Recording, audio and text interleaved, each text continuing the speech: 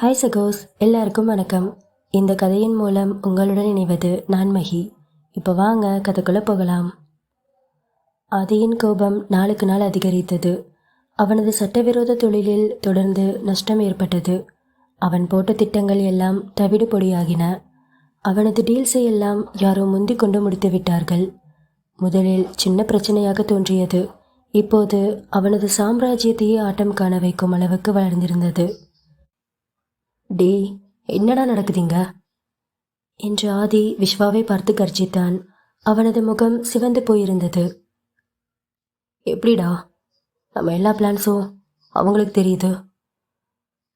எனக்கு நம்மது சரியா படலை. சொல்லி வச்ச மாதிரி எல்லா டீலும் வேற ஒரு கைக்கு போகுது. யாரோ நம்ம கூட இருக்கிறவங்க தான் நம்மளை காட்டி கொடுக்குறாங்கன்னு தோணுது என்று ஆதி பேசிக்கொண்டிருக்க விஸ்வா அமைதியாக ஆதியின் அருகில் அமர்ந்தான். அவனுக்கும் ஏதோ சரியில்லை என்று தோன்றியது. டே ஆதி, எனக்கு புரியுதுடா. நம்ம சீக்ரெட்ஸ் எல்லாம் வெளியே போகுதுன்னா கண்டிப்பாக நம்ம கூட இருக்கிறவங்க தான் ஏதோ பண்ணுறாங்க. அதனால தான் நமக்கு இவ்வளோ பெரிய லாஸ் ஆகுது என்று விஸ்வா கூற ஆதி தன் தலைமுடியை கோதிக்கொண்டான். டே, இதாண்டா நான் அன்னைக்கே சொன்னேன். எவனோ கூட இருக்கிறவன் தான் ஏதோ பண்ணுறான்னு. அவன் யாருன்னே தெரியல. என்னை சுற்றி இருக்கிற எதை பார்த்தாலும் எனக்கு டவுட்டாக தாண்டா இருக்கு. என்னடா நடக்குதுங்க, எனக்கு பைத்தியமே பிடிக்குது மச்சான் என்று அவன் அறையை சுற்றி வேகமாக நடந்தான். டே ஆதி, நீ டென்ஷன் ஆகாதடா. நிதானமாக யோசி. அவசரப்பட்டு எந்த முடிவு பண்ணாத. கொஞ்சம் பொறுமையாக நம்மளே கண்டுபிடிக்கலாம் அது யாருன்னு என்று விஸ்வா அவனை அமைதிப்படுத்த முயன்றான். அப்போது கதவு தட்டப்பட்டது. உள்ளே வந்தது ஆதியின் முக்கியமான பிஸ்னஸ் பார்ட்னர்களின் ஒருவனான ரகு.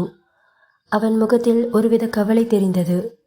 ரகு ஆதியை பார்த்து, ஆதி, நான் உங்ககிட்ட ஒரு முக்கியமான விஷயம் பேசணும். என்ன, மறுபடியும் ஏதாவது பிரச்சனையா? நம்ம சரக்கு எதுவும் போலீஸ் கையில் மாட்டிக்கிச்சா? இல்லை ஆதி, அதெல்லாம் ஒன்றும் இல்லை. அப்புறம் என்னதாயா உனக்கு பிரச்சனை? இருக்கிற டென்ஷனில் நீ வேற. என்னன்னு சீக்கிரம் சொல்லு என்று ஆதி ஆக்ரோஷமாக கத்த, ரகு அமைதியாக, அது ஒன்றும் இல்லை ஆதி, எனக்கு உங்கள் டிரைவர் மேலே தான் ஒரு சின்ன டவுட் இருக்கு என்று ரகு கூறிய வார்த்தையில் ஆதி சட்டென்று நின்றான். அவனது கண்கள் கூர்மையாக ரகுவை துளைத்தது. என்ன என்ன சொல்கிற நீ? ஆமாம் ஆதி, நீங்களே நல்லா யோசிச்சு பாருங்க. நம்ம எல்லா முக்கியமான மீட்டிங்லேயும் அவர் மட்டும்தான் உங்கள் கூட இருப்பார். நம்ம பேசுகிறது எல்லாத்தையும் அவர் கேட்க சான்ஸ் இருக்குல்ல? ஆதி சில நொடிகள் அமைதியாக யோசித்தான். அவனால் அதை நம்ப முடியவில்லை. இல்லை ரகு, அப்படிலாம் ஒன்றும் இருக்காது. சிவம் எங்ககிட்ட ரொம்ப வருஷமாக வேலை பார்க்குறாரு. அவர் அந்த மாதிரி ஆள் கிடையாது என்று ஆதி கூற விஸ்வாவும் ஆதியின் கருத்தை ஆமோதித்தான். ஆமாம் ரகு, ஆதி சொல்கிறது கரெக்டு தான். எங்களுக்கு சிவம் அங்கிளை ரொம்ப வருஷமாக தெரியும். அவர் ரொம்ப நல்லவர். இந்த மாதிரி விஷயம்லாம் அவர் பண்ண மாட்டார். அவர் ரொம்ப நேர்மையானவர். அவர் மேலே எந்த தப்பும் இருக்காது. இங்கே பாருங்கள் விஸ்வா, நான் உங்களை சந்தேகப்பட சொல்லலை. ஆனால் ஒரு தடவை யோசிச்சு பாருங்கள். வேறு யாருக்கும் நம்ம பிஸ்னஸ் டீல்ஸ் எல்லாம் இந்த அளவுக்கு தெரிஞ்சிருக்க சான்ஸே கிடையாது. எதுக்கும் ஜாக்கிரதையா இருங்க என்று கூறிவிட்டு ரகு அங்கிருந்து புறப்பட்டான். ஆதி யோசனையில் ஆழ்ந்தான். ரகு சொல்வதைப் போல முக்கியமான மீட்டிங்கில் சிவம் மட்டுமே அவர்கள் உடன் இருப்பதை ஆதி யோசித்து கொண்டிருந்தான். ஆனால் அவரை சந்தேகப்பட அவனுக்கு மனம் வரவில்லை. ஆதி அமைதியாக சிகரெட் பற்ற வைத்தான். அவனது மனம் ஒரு கொந்தளிப்பான நிலையில் இருந்தது. யாரை நம்புவது, யாரை சந்தேகப்படுவது என்று அவனுக்கு குழப்பமாக இருந்தது. ஆதி புகையை ஊதியபடி யோசித்தான். அவனது நம்பிக்கை இப்போது ஆட்டம் காண ஆரம்பித்திருந்தது.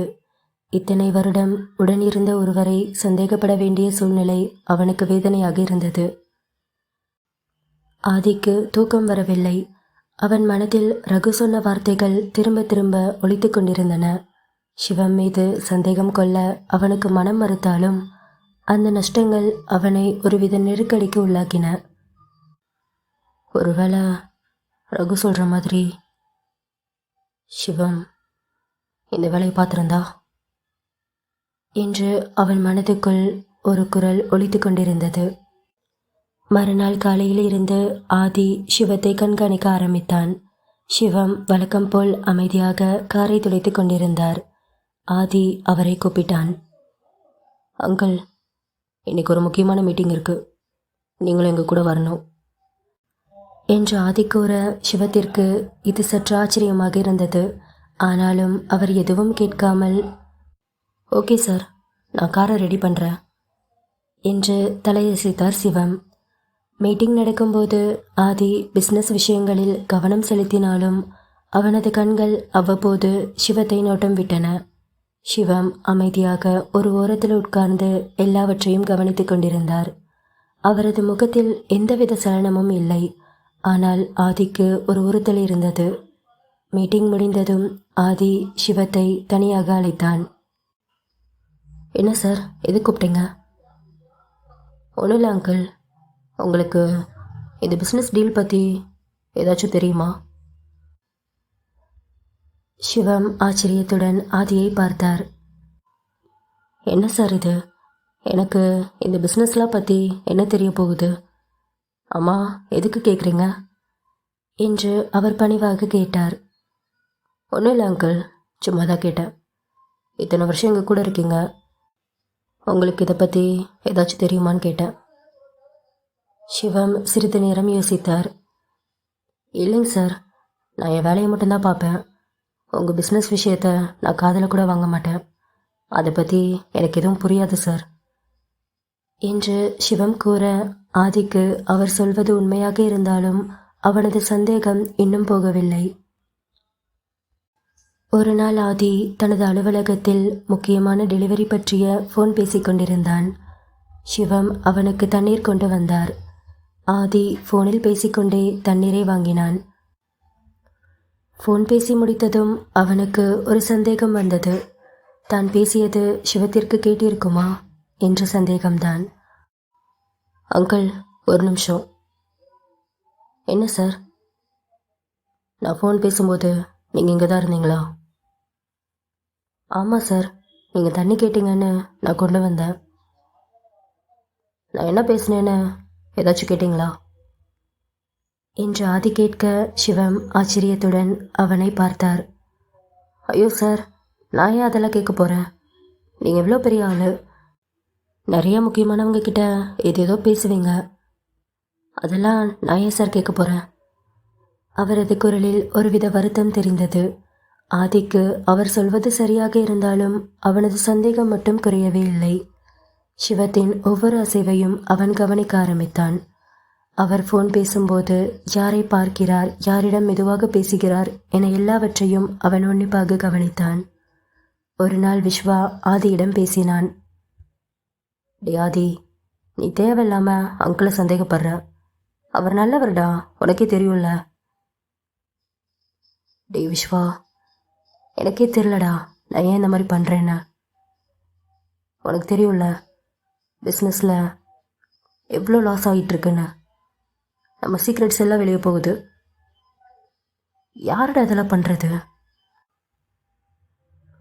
எனக்கு யாரை பார்த்தாலும் ரொம்ப சந்தேகமாக இருக்குடா. டே ஆதி, அவர் நம்ம கூட இத்தனை வருஷம் இருந்திருக்காரு. ஒரு தடவை கூட அவர் தப்பாக நடந்துக்கிட்டதே கிடையாது.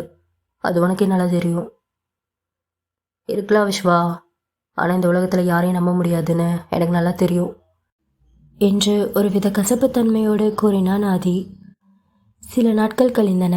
ஆதி ஒரு முக்கியமான டீலுக்காக ஒரு இடத்திற்கு போக வேண்டியிருந்தது. சிவம் தான் காரை ஓட்டினார்.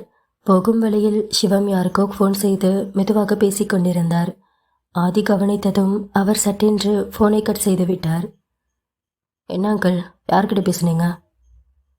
சிவம் பதற்றத்துடன், அது வந்து சார், என் பொண்ணு தான் காலேஜிலேருந்து கால் பண்ணா, அவகிட்ட தான் பேசினேன் என்று கூற ஆதிக்கு அவர் சொன்னது பொய்யாக தோன்றியது. அன்று முதல் அவனது சந்தேகம் இன்னும் வலுத்தது. சிவத்தின் ஒவ்வொரு அசைவும் அவனுக்கு சந்தேகத்தை வரவழைப்பதாக இருந்தது. ஒரு நாள் இரவு வேளை ஒரு ஆடம்பரமான பார் இருட்டாகவும் புகையாகவும் இருந்தது. ஆதி ஒரு மூலையில் தனி மேஜையில் அமர்ந்து விஸ்கியை வேகமாக அறைந்து கொண்டிருந்தான். அவனது முகத்தில் கவலை படர்ந்திருந்தது. பிசினஸில் ஏற்பட்ட நஷ்டம் அவனை வாட்டிக் கொண்டிருந்தது. ஒவ்வொரு முறையும் மதுவை அருந்தும் போதும் அவனுக்கு கோபம் அதிகரித்தது. பிசினஸில் ஏற்பட்ட சரிவு அவனை ஒரு மிருகமாக மாற்றிக்கொண்டிருந்தது. அவனது கண்கள் சிவந்திருந்தன. கைகள் இறுக்கமாக மூடப்பட்டிருந்தது. அப்போது 3 பேர் கொண்ட ஒரு கும்பல் ஆதியின் மேஜையை நெருங்கினார்கள். அவர்கள் ஆதியின் பிசினஸ் எதிரிகள். அவர்களது முகத்தில் ஒருவித நக்கலான சிரிப்பு இருந்தது. அவனை சீண்டி பார்க்க நினைத்த அந்த 3 எதிரிகளும் நெருங்கி வந்தார்கள். அவர்கள் முகத்தில் ஏளனமும் வெற்றியின் இருமாப்பும் தெரிந்தது.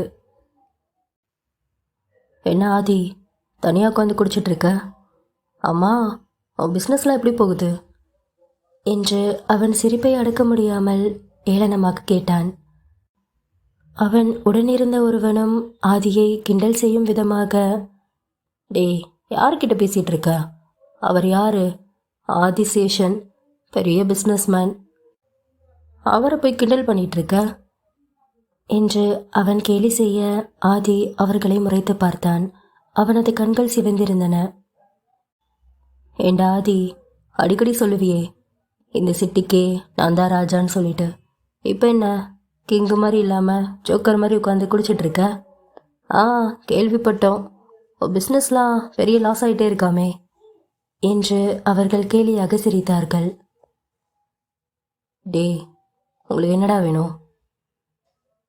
ஒன்றும் இல்லை ஆதி, உன் நிலைமையை பார்த்தா ரொம்ப பரிதாபமாக இருக்குது, அவ்வளோதான், வேற ஒன்றும் இல்லை என்று மீண்டும் அந்த கும்பல் சிரிக்க ஆரம்பித்தது.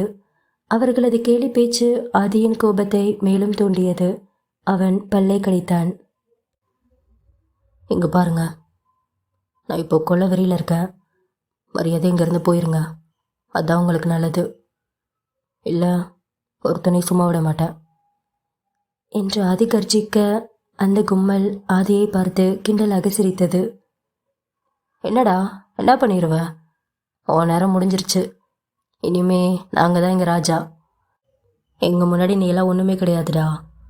ஆஃப்டர் ஆல் ஒரு சின்ன பையன். எங்கள் எல்லாரையும் அடித்து தூக்கிட்டு நீ தான் பிஸ்னஸில் டாப்பில் இருப்பியா? இப்போ பார்த்தேல, நாங்கள் யாருன்னு உனக்கு காட்டிட்டோம்ல. இனி உனக்கு இங்கே வேல்யூவே கிடையாதுடா. இந்த பிஸ்னஸ் சாம்ராஜ்யத்திலேருந்து நீ காணாமல் போயிடுவ. இனி இங்கே நாங்கள் மட்டும்தான், எங்கள் ராஜ்யம்தான் என்று அவர்கள் பேச அந்த வார்த்தைகள் ஆதியின் பொறுமையை சோதித்தது. அடுத்த நொடி மின்னல் வேகத்தில் ஆதி எழுந்தான். அவன் கையில் இருந்த கனமான விஸ்கி பாட்டிலை ஒரே வீச்சில் அந்த எதிரியின் முகத்தில் அடித்தான். எலும்பு நொறுங்கும் சத்தம் கேட்டது. அந்த பாட்டில் உடைந்து பீங்கான் சிதறின. அவன் அலறியபடி இரத்த வெள்ளத்தில் சரிந்தான். மற்ற இருவரும் அதிர்ச்சியில் உறைந்தார்கள். ஆதியின் கண்கள் ஒரு சைக்கோவின் வெறி தெரிந்தது. அவன் ஒரு மிருகத்தனமான உருமலுடன் அவர்களை நோக்கி திரும்பினான். ஏண்டா, நான் தான் சொன்னேன்ல, நான் இப்போ கொலவெறியில் இருக்கேன், என்னை சீண்டி பார்க்காதீங்கன்னு. கேட்க மாட்டீங்களா? என்ன சொன்னீங்க? நான் இந்த சாம்ராஜ்யத்திலேருந்து காணாமல் போயிடுவேனா? டே, இந்த ராஜ்யத்தை உருவாக்குனதே நான் தான்டா. ஆதி தான் இங்கே எல்லாம். என் ராஜ்யத்தை தொட்டவன் எவனா இருந்தாலும் சரி, அவன் சாம்பல் கூட மிஞ்சாது என்று கர்ஜித்தபடி அவன் அருகில் இருந்த கனமான மர நாற்காலியை தூக்கினான். அந்த இருவரும் ஓட முயலும் முன் அவர்களை ஓங்கி அடித்தான். அவர்களின் அலறல் சத்தம் அந்த பாரை கிழித்தது. நாற்காலி உடைந்து சிதறியது. ஆதி வெறியடங்காமல் அங்கிருந்த மேஜைகளை உடைத்தான். கண்ணாடிகளை நொறுக்கினான். யார் அவனை தடுக்க வந்தாலும் அவர்களை தாறுமாறாக அடித்தான்.